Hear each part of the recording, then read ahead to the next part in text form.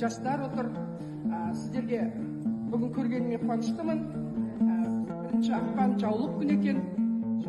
Мінекей сол кешегі бірінші ақпанда болатын іс-шараны біз бүгінге қалдырып отырмыз.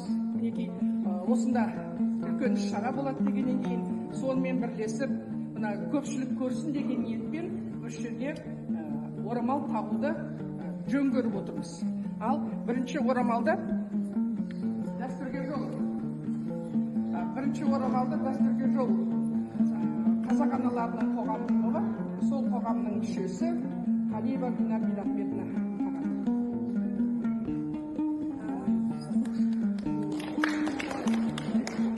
Ал бұл орамалды біз сандуғашқа ғой. Содан кейін келесіз. Бұл орамалды неге тағып отырмыз? Жалаңбас отырған адамдарға тағып отырмыз. Себебі бұл ат ұрпаққа үлгі болсын.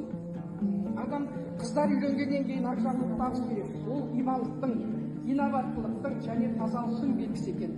Ал сандуғаш енді орамалымды шешпей жатыр.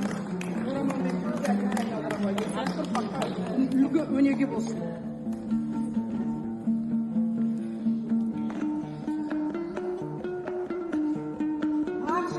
Ақтықтың белгісі, тазалықтың белгісі, мөлдірдіктің белгісі. Сондықтан әрқашан жолың ашық болып және осылай жарқырап халықтың алдында ел қазақ анасының үлкен бейнесін ұстап осылай жүре беруіңе тілектеспіз. Құдай қуат берсін.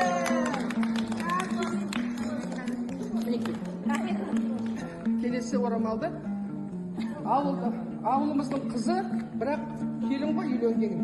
Менің келінім деп қойды. Менің келінім бұл, менің келінім.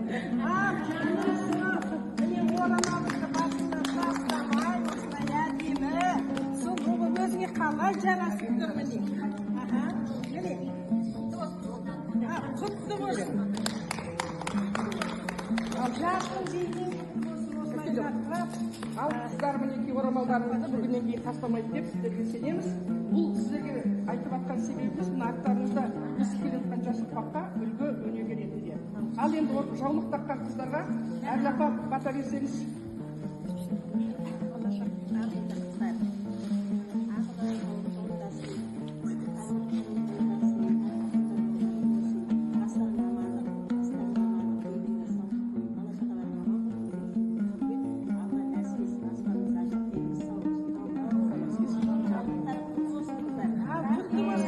Құтты болсын жаулық.